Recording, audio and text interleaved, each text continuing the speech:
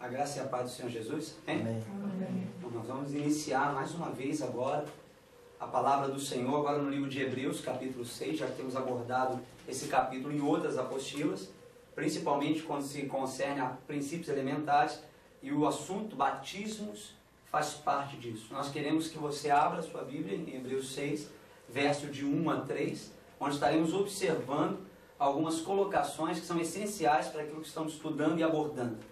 Vamos lá, acompanhe comigo, livro de Hebreus, capítulo 6, verso de 1 a 3, diz assim: Por isso, pondo de parte o quê? Os princípios elementares Da doutrina de Cristo, deixemos levar para o que é perfeito, não lançando de novo a base do arrependimento de obras mortas e da fé em Deus.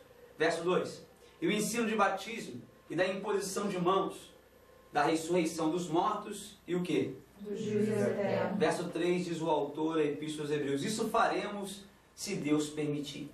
Acreditamos que Deus tem nos permitido estudar sobre esses assuntos, que são princípios elementares da fé. Vemos aqui no verso 2, um desses princípios dos quais estaremos abordando agora. O verso 2, no seu início, na parte A, diz assim: E o ensino de batismos, plural, mais de um. E nós estaremos com a apostila. Você que está nos acompanhando, tanto aqui que tem os irmãos apostila, como aquele que vai estar procurando, né? Está estudando pelo vídeo. Nós temos a apostila. Você não precisa pagar absolutamente nada, tem que ter sua boa vontade de xerocá-la para poder acompanhar, porque é essencial que os irmãos que estão estudando conosco aqui, você que está nos assistindo pela televisão, tenha essa apostila para que possa ter uma visão melhor com respeito ao assunto.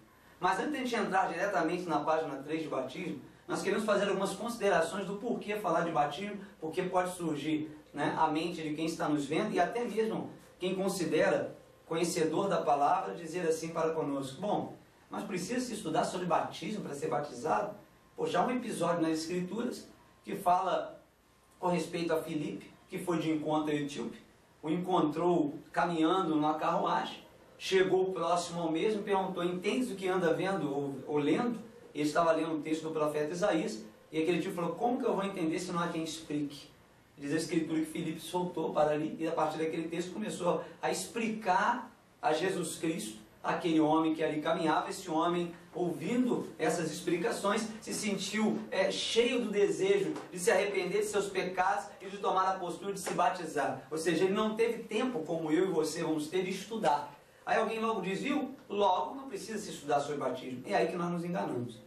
Porque o etíope, ele de fato já tinha considerações com respeito à lei mosaica.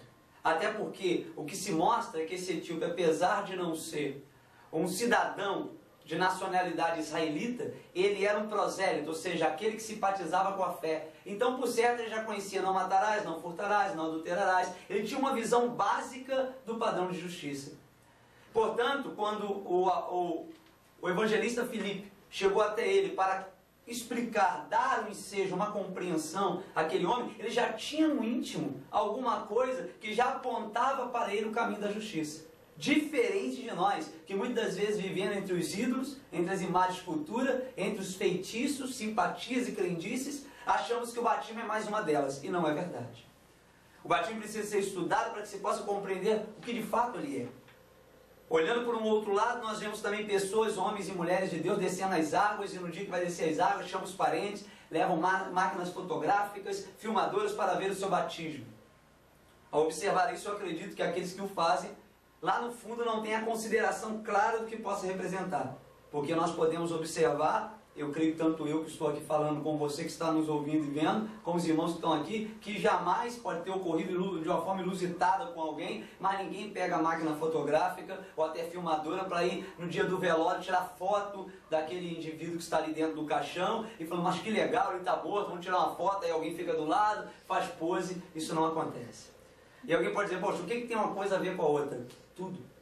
Porque quando nós vamos estudar o que representa a palavra batismos, nós vamos ver que essa palavra vai estar dando uma conotação, entre tantas coisas, está sobre o domínio de envolvido por. E ela tem um significado muito grande. que para aqueles que já eram ligados à lei de Moisés, ou até mesmo às abrusões do templo, ou talvez aos sacerdócios, tinha já noção de que a água era utilizada no templo na bacia de bronze para lavar as ofertas, para lavar os sacerdotes. Então a água tinha o quê? Um entendimento claro de que ela lava, que ela purifica, que ela limpa, e que aquele animal ali muitas das vezes tinha que estar envolvido pelaquela água.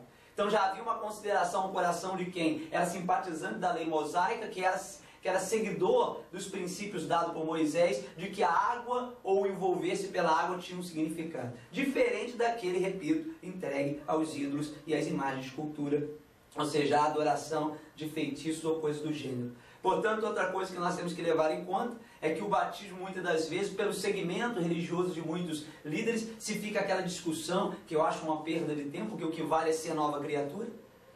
É imersão ou aspersão? É aspersão quando necessariamente tem que ser aspersão, por N circunstâncias, como vamos ver no decorrer da apostila.